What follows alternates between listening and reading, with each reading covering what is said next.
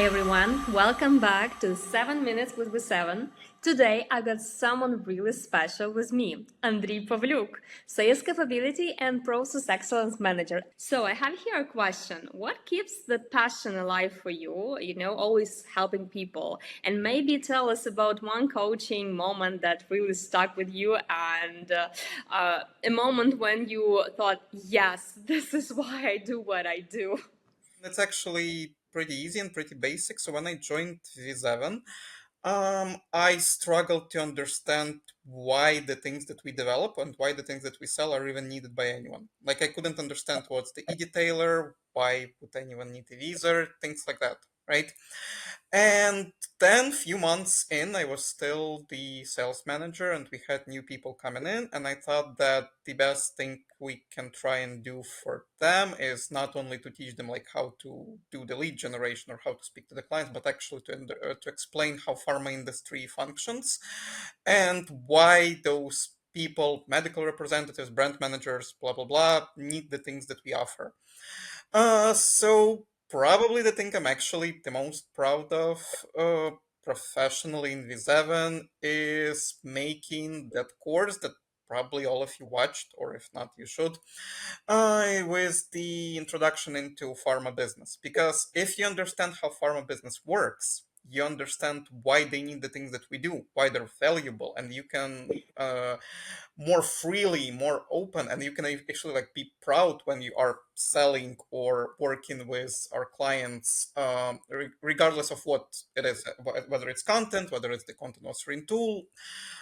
If you understand why they need it, it's way easier to communicate. And sounds basic, right? Sounds very, very understandable. But when I joined the company, that's what was lacking, right? That I didn't have enough onboarding for that specifically, and I felt like that's probably what other people feel as well. So that's that. Knowing who are medical representatives, what do they do, why our content valuable, why it costs so much, right? Like outside of pharma, when you see the price list, you don't get it. But when you dive deeper into what they do and how they use it, you're all like, okay, that makes sense.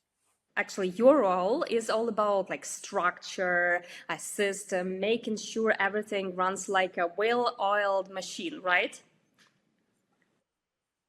So, why do you think actually the structure and let's say organizing the structure are so critical for success? Well, not just in operation, but for the customer team experience also. I personally consider myself to be the project manager, as we have this strange title that you announced me, right? But that's who I consider myself as, and that's who I consider most of people in Viseven, like delivery managers, CSMs. They're all different. Your position, for example, but I consider all of us to be more or less project managers because that's kind of what we do. We either managing ourselves or other people, but in the end of the day. So yeah, maybe a little bit long answer, but if you have an understanding what to do and you are willing to work, then that's easy. You just do as the process says. And I was asked, and I also like, what do you need to be employed in V7 or any company, really? And I have my team, so I had job interviews, and I'm looking at three things. A person needs to be don't be lazy, don't be stupid, and speak English. And that seems to be it. Of course, there are like technical jobs, developers, and all of that, but for half of people working in IT, in like those who aren't developers, but once again, project managers, CSMs, delivery, HRs, that's just all the things you need. Everyone wants to do things faster, smarter, better every time, it's like no limits for perfection, right? So here I like to ask you, how do you personally approach like improving processes or maybe some tools in your area? For me personally, I have a saved messages in Telegram where I list the things I need to do. And why Telegram specifically? Because that's the app I'll open every day. In V7, probably not just here, you can have such a busy day or even a week that you don't have time to open your notes. But Telegram I will open anyway. right? And this chat is sticked at the top, right? And I will see it. So even if I would want to miss a task, I won't.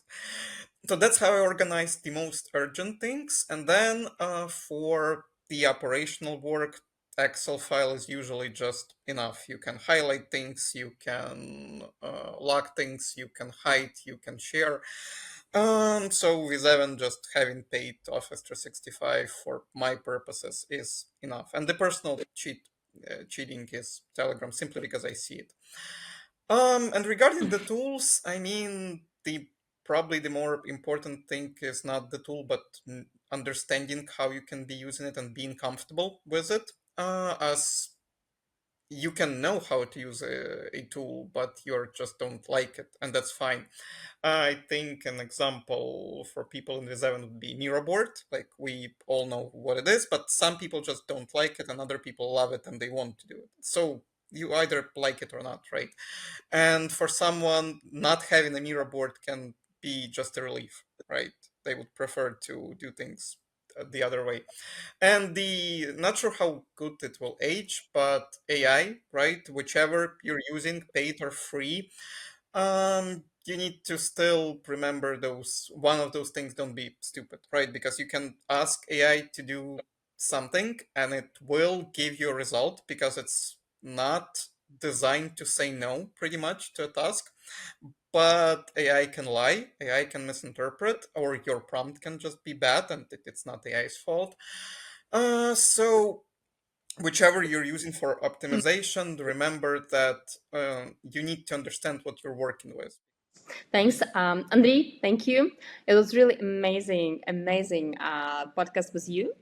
And thank you, everyone, for your attention. And see you soon in 7 minutes with Viseven.